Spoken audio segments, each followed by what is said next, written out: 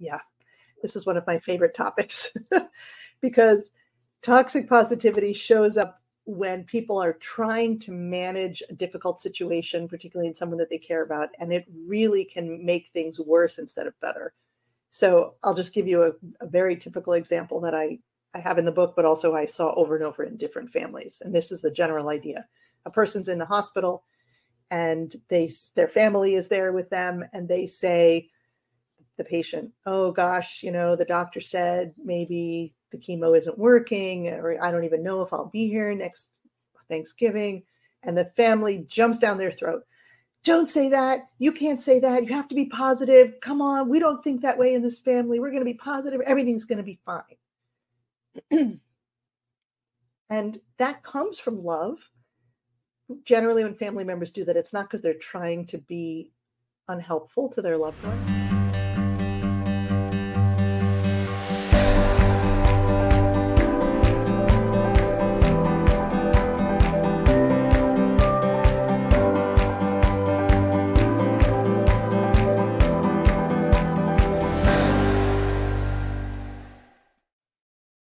Delia Chiaramonte is an integrative palliative doctor. That means her toolbox goes way beyond modern medicine to include non-traditional healing modalities as well. Delia's life took an unexpected turn when her daughter suffered from a severe brain injury while riding. Her story is about one doctor's search for true health and healing, and how that changed her approach to her own practice of medicine. In her book, Coping Courageously, Delia talks about her transformation from mom and general practitioner to that of an integrative palliative clinician. It's a story about finding peace and resiliency in the face of uncertainty and struggle. Please welcome Delia to Bump in the Road. Delia, welcome to Bump in the Road. If you would, tell us your story. Thank you so much for having me. I'm really excited about this conversation. So I'm a physician. I started out as a family physician and took my career into integrative medicine for about 10 or 15 years and became board certified in palliative medicine.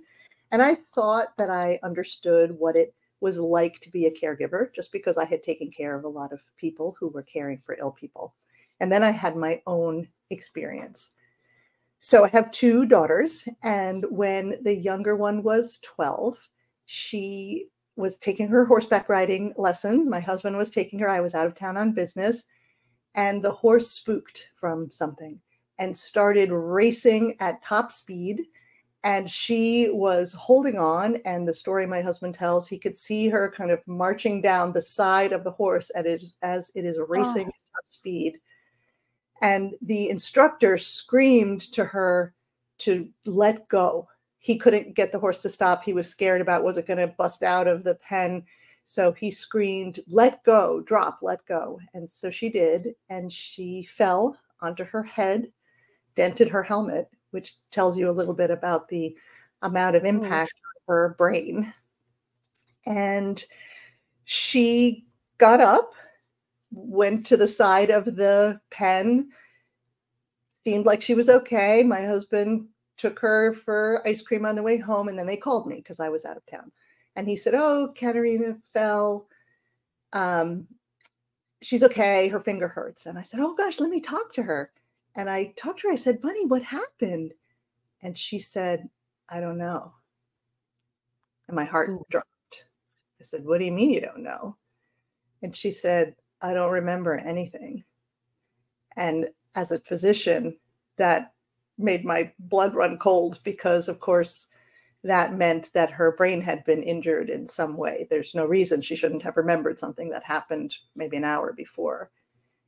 And so that was the beginning of what turned into a 3-year journey, we'll call it, of her recovery. And it was brutal. So I came home, obviously, and she did a CAT scan and they didn't find anything. So everybody said, well, concussion, she'll do brain rest. Just rest her brain for 2 weeks. So no school, no TV, no phone, no reading, just kind of resting her brain, and everything should be fine in 2 weeks. So she was prepared to be bored for 2 weeks and then get all better. So that, of course, is not what happened. 2 weeks came. She had excruciating pain in her head, headache, that started the day that she fell and continued unabated. And everyone kept saying, oh, just rest, it'll get better, it'll get better. No treatment, it'll get better.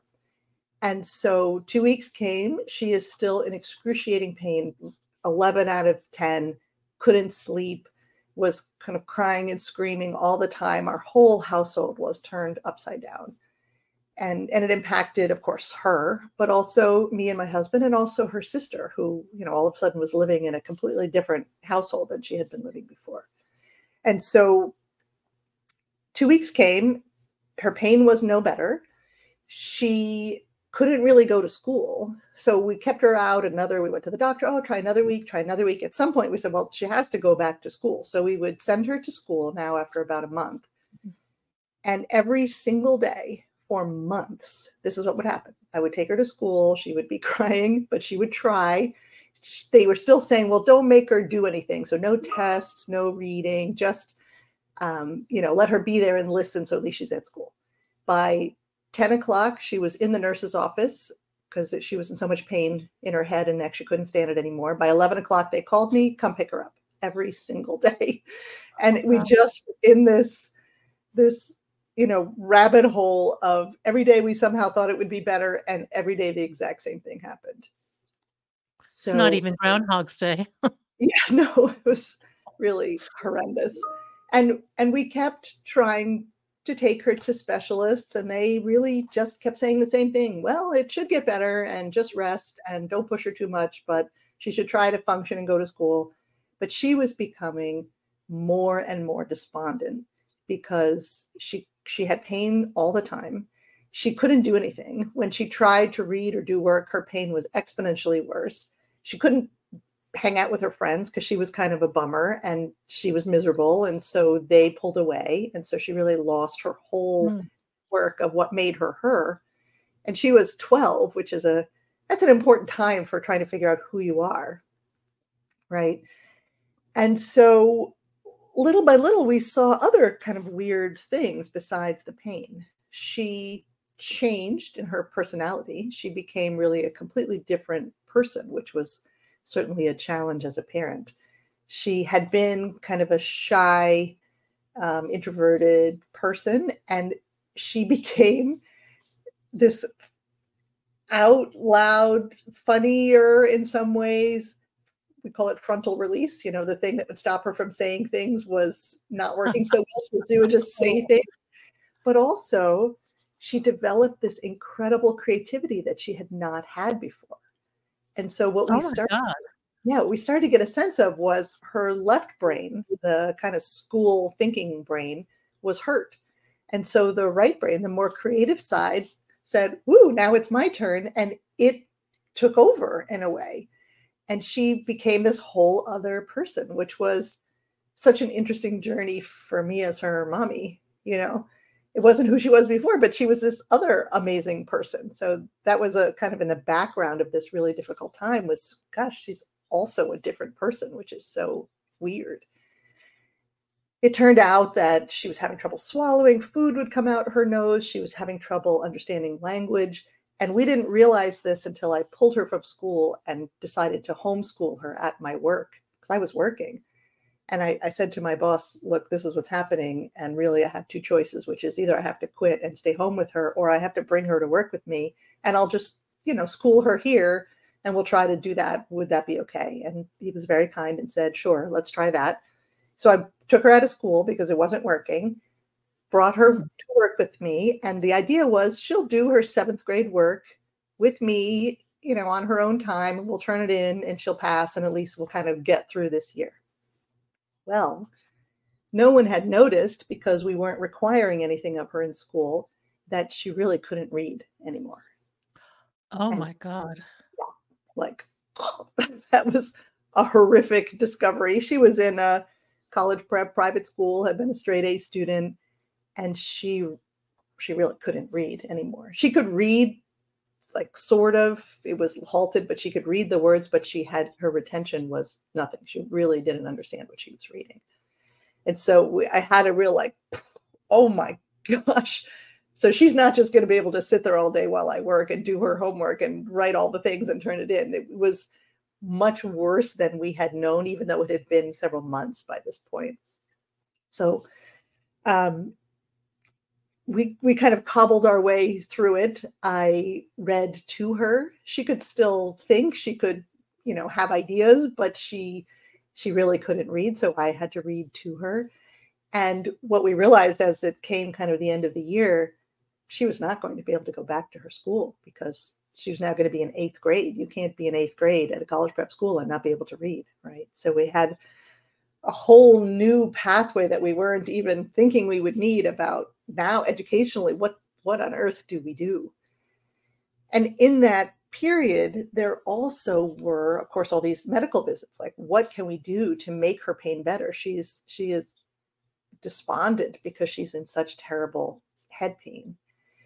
And we took her to this doctor, to that doctor, to this specialist. I was working as the associate director of a center for integrative medicine at that time, and I took her to one of our doctors, our integrative medicine doctor, and that was really shockingly terrible.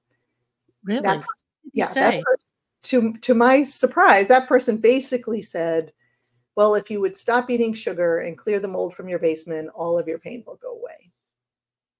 And she knew that was ridiculous. And I knew that that was ridiculous. It was so overwhelming, this pain. And the thing that was so hard is that we had previously gone to a physician who said, here, take these medicines. We're going to do these injections. If that doesn't work, we're going to send you for surgery on your neck, and that could help. And the integrative medicine doctor, and again, I was in the field. I was associate director of the center. I believed in all of this. That doctor basically said, oh, don't listen to the regular doctor. That's too aggressive. Do these other things instead. And so it robbed her of the little bit of hope that she suddenly had that maybe she could get better. And I really saw, oh my gosh, we really need to use all the things. And I know that officially integrative medicine means conventional and unconventional treatments together, complementary treatments together, like medicines from the conventional side and acupuncture, meditation, massage from the complementary side. But in practice, sometimes integrative medicine practices veer kind of away from the medical side and focus, understandably, more on the non-medical side. But for her, she really, truly needed both. And I just got that kind of in my soul and had a little bit of a crisis of career, because here I was, this was my work. I was in integrative medicine. And what ended up helping was she got injections in her neck. She got surgery on her neck. The headaches were from her neck, not from her head or her brain. She had all kinds of unconventional things that really did help her. So she did guided imagery and tried some meditation. She tried yoga, but we used medication for depression. She used vision therapy to help get her brain back online. She used neurofeedback to help get her brain back online. So we really made a treatment plan that was both very medical and very complementary. And ultimately, that is what got her better. And it really struck me that this kind of either or feeling of either it's all about medicines. If we had stayed only in conventional medicine, I don't think she would have gotten better. But also avoiding aggressive medical care is also not good, even for chronic things. And we really should have just a bigger toolbox where we pull the best things that this person needs. It really struck me. And so my career ended up going towards integrative palliative care, which is the care of people with serious illness. And even though her illness was not life-threatening, it was life-altering. And it really was a serious illness for this 12-year-old person who was trying to create her life. And I really saw how important symptom management is, not just treatment of your disease, but symptom management. You know, she couldn't get her life back as long as she was in such excruciating pain. And I really saw, again, the mind-body connection, how much her pain impacted her mood, how much her mood impacted her pain, and how you couldn't just treat that with pain medicines. That's not what we used. We actually didn't really let her use any pain medicines at all, but we used all of these other complementary tools to address her mood and her pain. But then we tried to figure out what was underneath it. And for that, she needed injections and surgery. So we just picked a big toolbox and picked out the things that really helped. And it made me see the importance of putting those worlds together of very medical work. Palliative care is pretty medical, and integrative medicine together, and to care not only for the patient, but to care for the whole family. Because that also really struck me how much this experience impacted me, impacted my husband, and truly impacted not only this daughter, but my other daughter. And that you can't pull apart the family scenario from the medical scenario. It's all together. And so it sort of spurred this passion in me for integrative palliative care and also a focus on caregivers. Wow.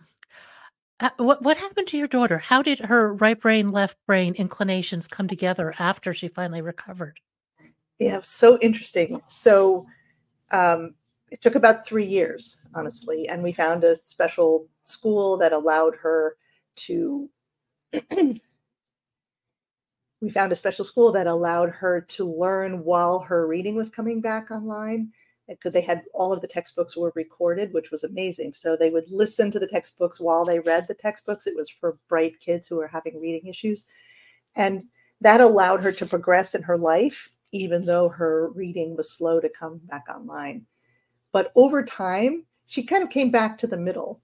So she ended up doing really well in school. And by this point, she has recently graduated from college with honors. She did an amazing job getting her life back together. And I would say that she's kind of in the middle. She's not exactly the person that she was before it started, but her academic brain did come back online. She became this tremendous photographer. She sees the world, I think, in a more right brain holistic way than her personality seemed like she would have. So I think her trajectory of life is different than it would have been, but it's fabulous. And I love who she is. And she's an amazing, creative, kind of outside of the box person. And so I don't spend any time thinking about who she would have been, because who knows, but who she is fantastic. That's fascinating. I'm always fascinated by this left brain, right brain interaction because I personally have experienced it. I went through 6 years of on again, off again chemo for lymphoma. Oof. And yeah, really. And as a result, um, I had terrible chemo brain. I broke down sobbing in Costco one day because I couldn't enter a 4-digit PIN for my bank card. But what I found was I lost a lot of the detailed linear ability of my left brain. Couldn't do it, just could not do it, which was not me. I mean, I could do spreadsheets for billions of dollars and da da da da da da. But what happened as a result, and I was also starting a serious meditation practice at the time, was I became much more right-brained. And it speaks to the neuroplasticity of your brain. But it's fascinating, actually, to watch and or experience this kind of I think it's a holistic shift, actually. Yes. Did you feel different? Yeah, well, there were probably a number of factors playing into that. I did feel differently because, um, going through cancer made my life stop. Yeah. So all of a sudden, the peripheral things just didn't matter. It stripped away all my social networks. It was a difficult experience on a lot of levels, but the one thing that came out of it that is kind of surprising is a deep sense of joy. And that goes to very present moment living, all of which I was also cultivating simultaneously. So I think a lot of these complementary therapies, if you will, are so powerful. Yes. They shift the way we think, they shift the way we see our world, and they give us tools for managing our world. Absolutely. And I have seen that in patients and families throughout my career. And I absolutely saw it with my daughter too. One of the things that just came to me that I'm so happy that we did was early on when everything was really kind of a mess. I just said, hey, I wonder what this experience is going to mean for you in your life. This is the most intense experience you've ever had. And I was very clear, don't answer it. I'm not saying answer it now. I'm just saying, what if we made space for this question just to bubble up? I wonder what this is going to mean for you. You know, is it going to mean that you're stuck and depressed forever? Is it going to mean that you become a healer? Is it going to mean that you become an artist? Is it going to mean that you make new connections you wouldn't have made before? Like, I just wonder, and we'll just make space for, I wonder what this will mean for you. And she came back to me about 2 years later, and she said, kind of out of the blue, I know the answer. And I said, what do you mean? To what? And she said, that question, you said, I know the answer. I am so much a stronger person than I was before. And I don't think I would have become this person. She was very reserved, kind of like kitty cat t-shirt kind of person. And she became this tough, amazing, powerful woman. She, as part of her journey to getting better, she cut off her really long hair and had a mohawk, a serious mohawk.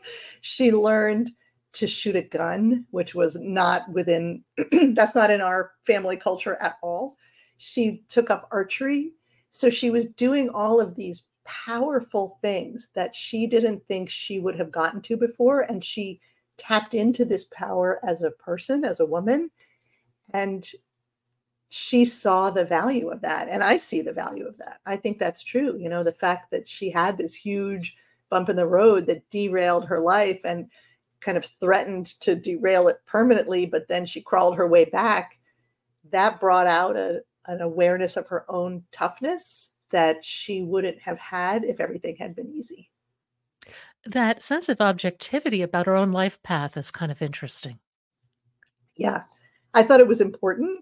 And it is kind of the way as a family we tend to talk about things. And at the time, obviously, in the middle of a terrible thing, you don't want to hear anyone say, oh, there'll probably be some good things that come out of this, because she'd punch us in the face if we said anything like that. We couldn't go for post-traumatic growth when you're in the middle of the trauma, because it just feels like the worst thing ever.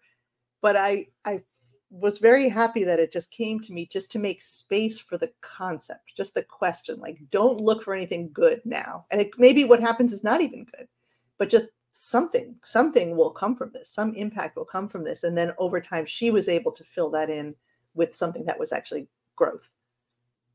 You talk about positivity. When does positivity become toxic? Yeah, this is one of my favorite topics because toxic positivity shows up when people are trying to manage a difficult situation, particularly in someone that they care about, and it really can make things worse instead of better. So I'll just give you a very typical example that I have in the book, but also I saw over and over in different families. And this is the general idea. A person's in the hospital and their family is there with them, and they say, the patient, oh gosh, the doctor said maybe the chemo isn't working, or I don't even know if I'll be here next Thanksgiving. And the family jumps down their throat. Don't say that. You can't say that. You have to be positive. Come on. We don't think that way in this family. We're going to be positive. Everything's going to be fine. And that comes from love.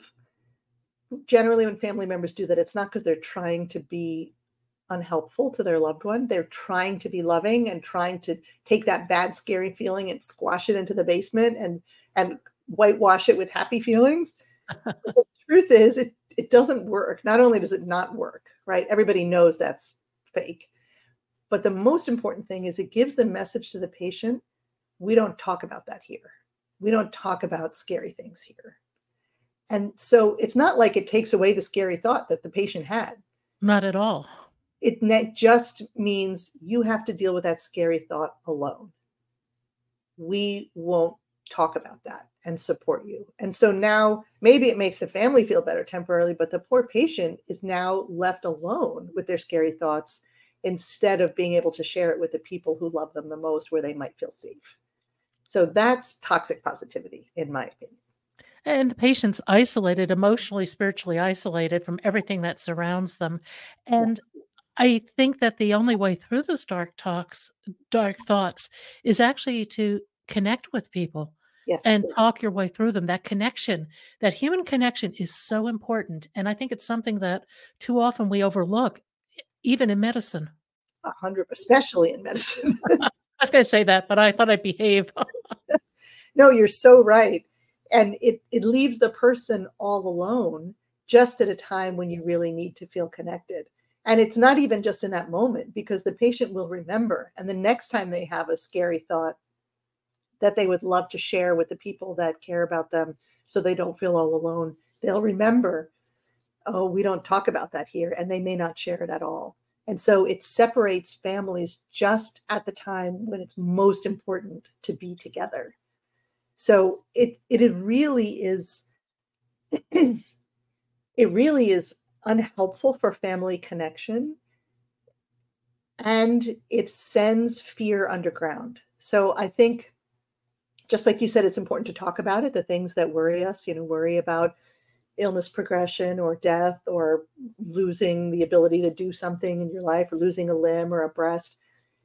Shining a light on it makes it less powerful and terrifying than trying to stuff it in the basement and pretending that it's not there. Well, And and now you're walking the path with somebody as opposed to totally alone. exactly right. Exactly right. And I think even when people themselves try to stuff scary things far away, it's not like you don't know it's still there. So it puts a weight.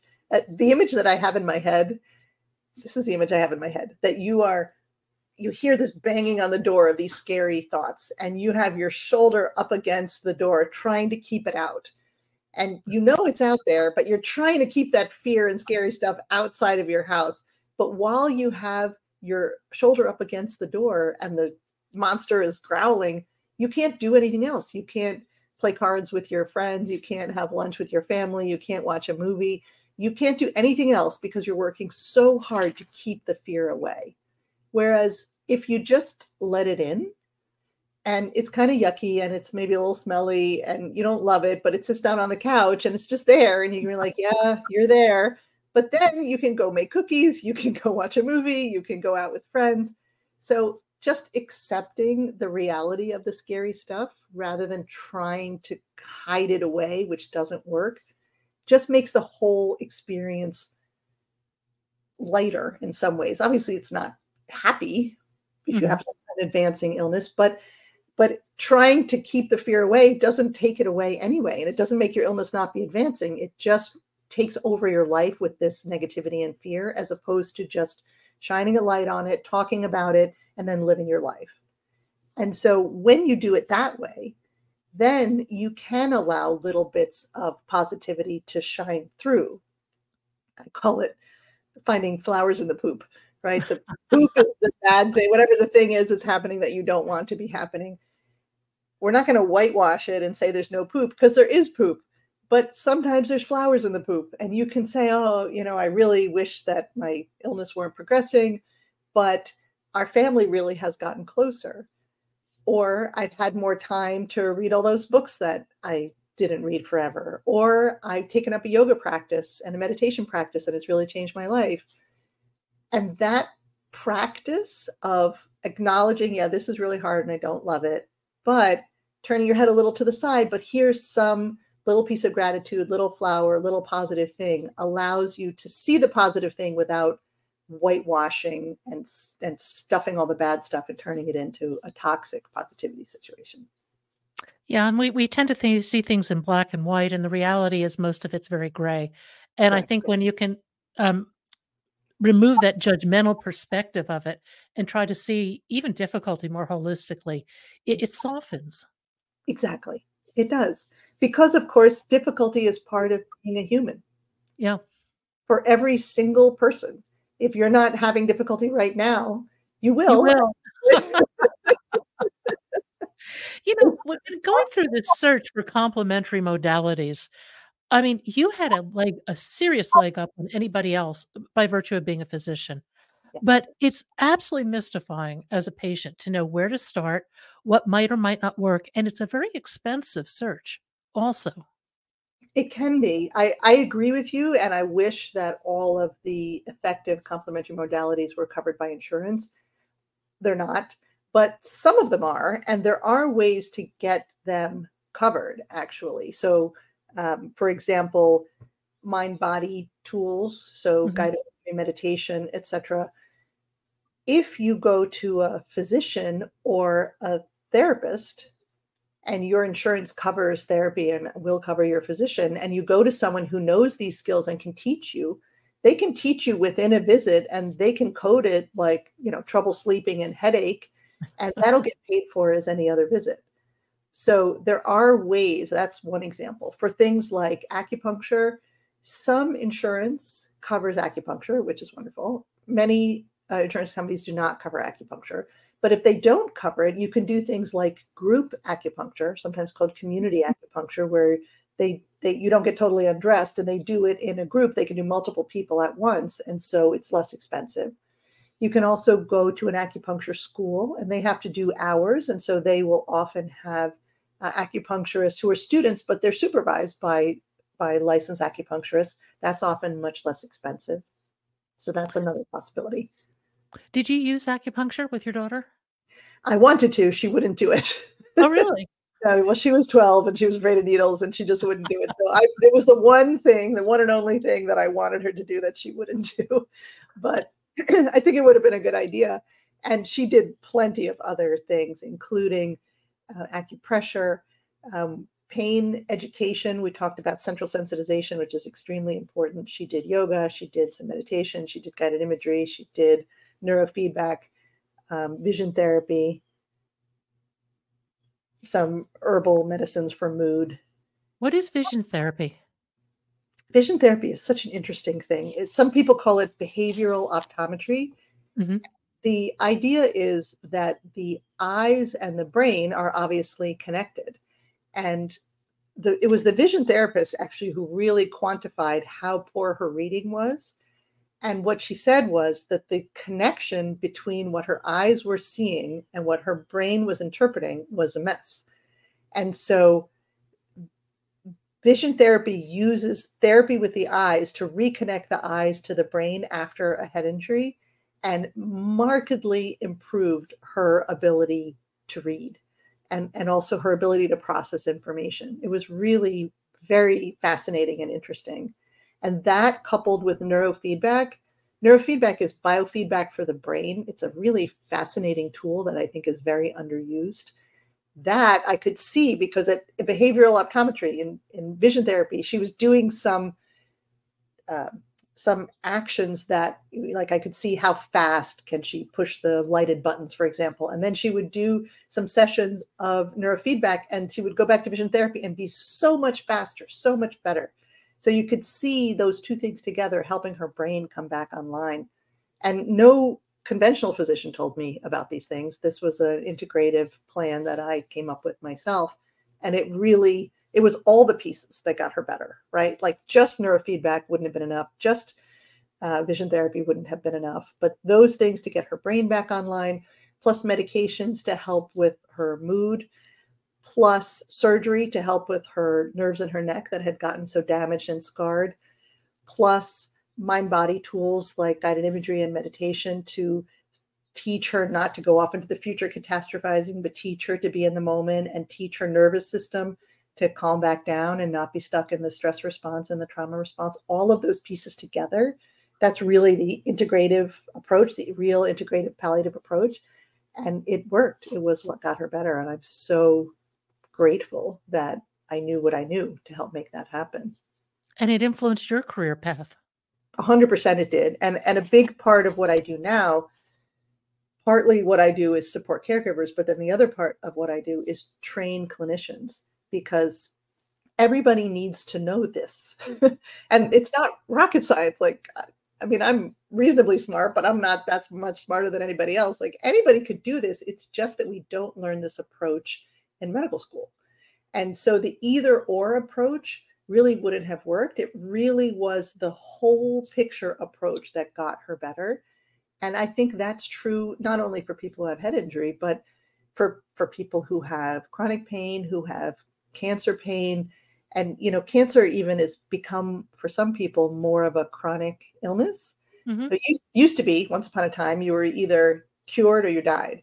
That is Yeah. not at all true, as you know, not at all true anymore. So people live many, many, many, many years with cancer. And even if they are in remission, sometimes they will live many, many years, but will have to deal with the fear and the worry about what if it comes back, and how do you integrate that into your life? So all of those things that people go through, pain, anxiety, depression, sleep issues, nausea, GI issues, family dysfunction, kind of chronic worry and trauma, all of those things are helped with this integrative palliative approach. And I think families need to know about that, but also doctors and other clinicians need to know about that. So that's the other half of what I do is train clinicians, because everybody should be getting care like this, in my opinion. Oh, absolutely. I actually think meditation is something that should be certainly be taught in medical school, but should be taught to all of us as kids. It, Kindergarten is taught as yes, for all people, starting even before kindergarten, from home. Absolutely. it's a game changer when you can witness your thoughts. Now you have conscious choice. Yes. Right. This whole idea that people think I am my thoughts, right? I have a thought that, oh my gosh, I'm not good enough. And that means I'm not good enough. No, it just means you had a thought that you're not good enough. It doesn't have anything to do with your reality. And so the same thing when people have a thought, oh my gosh, it's all going to go downhill. That doesn't mean it's going to go downhill. That just means you had a thought that it's going to go downhill. And that separation of you from your thoughts and being able to just watch them go by like clouds is really life-changing when you learn how to do it. Absolutely, because if you get stuck in the negativity, it can become a self-fulfilling prophecy. Uh, Absolutely, it does, 100%. And because the mind and the body are so connected, not only does it maybe, make you more stressed out, but it also makes your headaches worse, makes your jaw pain worse, makes your sleep worse, makes your chronic pain worse, makes your gut worse. So it changes us emotionally and spiritually, but also physically. And so as part of just being a well person, having this skill set and these tools is really important. Where does gratitude come into the mix? Absolutely. Gratitude is huge. And the only caveat is if you ask someone to go to gratitude too quickly when they're really stuck in the hard place, they can't do it yet and they'll be mad. So when you're able, focusing on what you're grateful for is a terrific tool. And there's a couple ways to do that. So having a regular gratitude ritual daily, ideally, which I do, and I recommend everybody do, is really a great idea. So for example, you either call to mind or write in your journal or talk with somebody else about maybe 3 to 5 things from that day that you're grateful for. And the key is that it's not the same things every day. So it shouldn't No. be my kids and my dog and my house, my health. No, it should be like the hamburger that I had that was so delicious, and that great parking place that I got, and that nice conversation that I had with my husband. So the reason to have them be different every day is that it teaches a skill, actually, which is that even when things are hard, you're able to say, well, that's hard, but that's looking for flowers in the poop. And then you're able to process something that's more positive. So it becomes a practice to look in your day, even on a really difficult day, for, okay, what are 5 things? I used to do 3 and then 3 got too easy. So I had to push myself. So I do 5. I do I do 5 every morning before I meditate, and it's Nice. and they have to be different every day, Yep. and it's really interesting because it tunes you into so many simple things that really have wonderful positive power over you. Absolutely. And that's really that's the importance of having some small things and some big things. Is the idea is just to learn the skill to kind of walk through your life, even on the hard days, with a sense of looking for the good, looking for things for which you're grateful.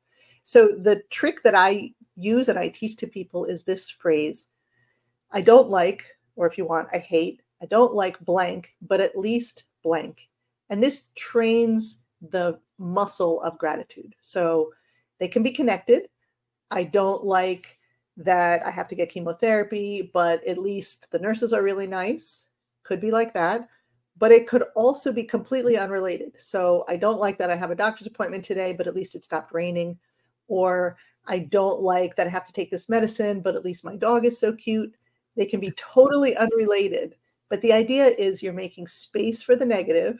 Yeah, I don't like that thing, but at least, and you're intentionally looking for something that is positive in your life.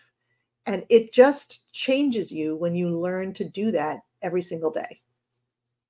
You know, one of the points you make in your book that I love is focus on the now. Mhm. Talk about that. So I have this thing that I have always shown patients that I look at myself all the time, paper that says past, now, and future.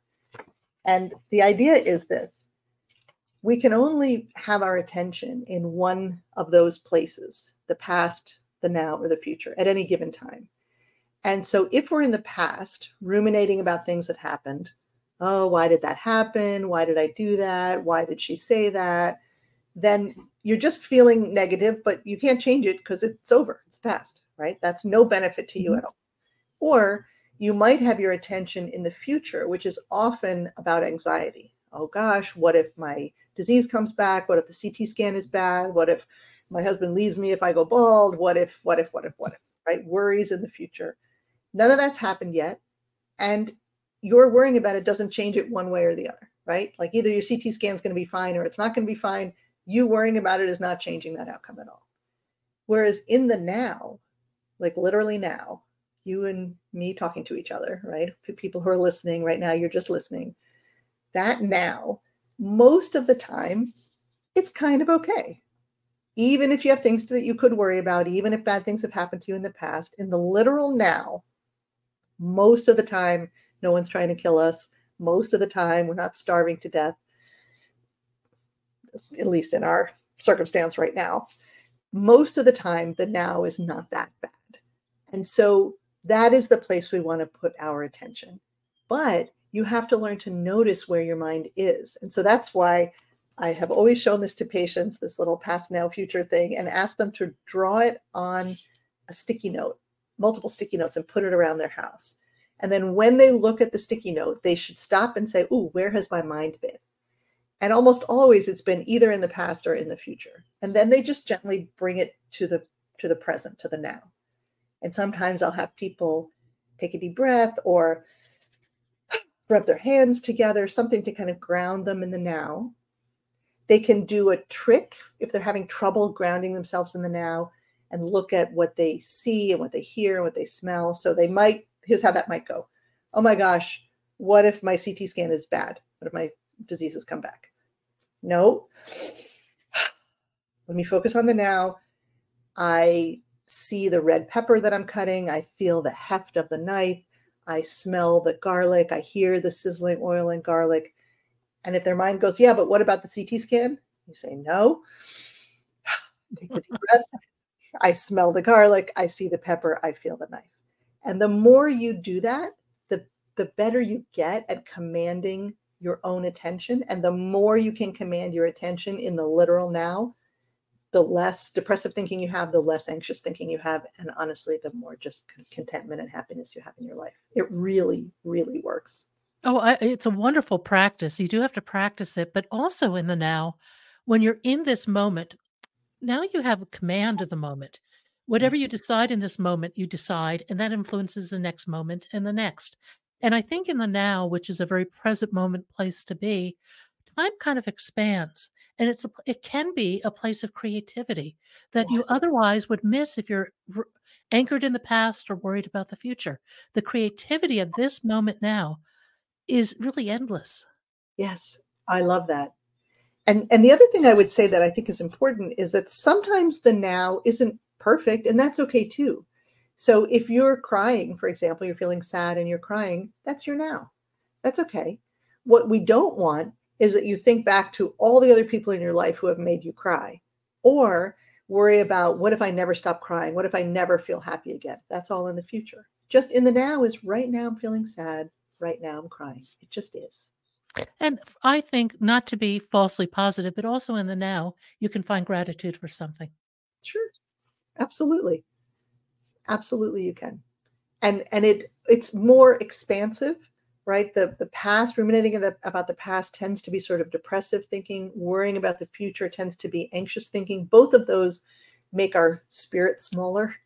You know, they make us feel tight. And in the now, even if we're crying, in the now is a more open and expansive place to be. And I think that's where the creativity comes. That's where the new ideas come. That's where gratitude can come from. And I think in the now, if we're crying, it's the reality of your situation, and that's okay. It's okay. And I think as you go through life, the more extreme's not the right word, but the more varied your experiences are, the more you appreciate the upside. Yes. And another piece of that this is sort of fundamental to meditation, this idea that you notice your thoughts and bring yourself back to the moment, is to be non-judgmental about it. So sometimes you might be crying, for example, and say, oh, why am I crying? I shouldn't be crying. I should stop crying. I should go do these other things. No, the idea is no judgment. You're just focusing in the moment, observing what is without judging it. That's it. Just is what it is. Right now, this is what's happening. And what we notice when we do that is that things shift on their own. You tend to get less stuck in a particular place if you just observe it instead of trying to rigidly control it. You just are like, this is what's happening right now. And in a bit, some other thing will be happening, but this is just where I am right now. And it's okay. If you had any words of encouragement or wisdom for somebody facing a situation where they have to start to explore complementary or integrative care, what would you tell them to do? Do you mean in terms of how to find a good plan or good people? Is that what you mean? How to find it, but also how to determine what you need. Yeah. Yeah. I think that looking at the underlying principles is probably the most important thing. So, for example, people sometimes will say, well, what's better, yoga or guided imagery or meditation? Or what's better, yoga or Tai Chi? And that's a silly question, honestly. No disrespect intended, but because the idea is what's underneath. So the underneath of all of the mind-body tools, for example, meaning meditation and guided imagery and yoga, Tai Chi, Qigong, is really two things. One is this focusing in the moment, like we were talking about, and the other is stimulating the relaxation response, which is the opposite of the stress response. And so there's all kinds of physiology that is associated with stress and trauma, where our pulse goes up, our respirations go up, our muscles get tight, our digestion changes, goes down. All of that is stress response. And that is generally not good for us as long as we're, unless we're running away from something. But when we're just living our life, it's not healthy and it makes us feel worse. The relaxation response is what we're looking for. So our breathing slows down, our blood pressure goes down, our muscles relax, our digestion works, our fertility comes back. It's like the state we want to be in. And so all of those mind-body techniques help stimulate the relaxation response. And so the best one is the one that you like. So that's the first thing I would say is if you're getting the sense that I think that I'm in the stress response and that's part of why I can't sleep and my head hurts and my jaw's tight and I feel anxious all the time. So I think I should stimulate the relaxation response. But then think about, how would you like to do that? Do you want to do it in your house by yourself? Do you want to do a class but over Zoom? Do you want to go to a class? Do you want to have a teacher or guide who leads you through things, right? Because those are very different experiences. Mm-hmm. Do you want to sit quietly and do it? So then maybe you like meditation or guided imagery, or maybe some people hate to sit quietly and they're like, no, I got to move. So then maybe you would like yoga or Tai Chi or Qigong or a walking meditation. So I see as an integrative palliative doctor, that's one of our goals, is to help people figure out what would they like to do in order to get this relaxation response. Because there's no right answer. The best one is the one you like, because that's the one you're going to do. Yeah. One final question. If you could rewrite your story including the difficulties your daughter faced, would you? No, I wouldn't. I think that I learned so much and became a different person in a good way. I think that I've changed my career in a way that I hope allows me to help more people. And she is a fabulous person. And I wouldn't want her to be any person other than the person that she is. And if she hadn't gone through that, since that was part of her story, she would be a different person. And I wouldn't want that, because I love the person that she is.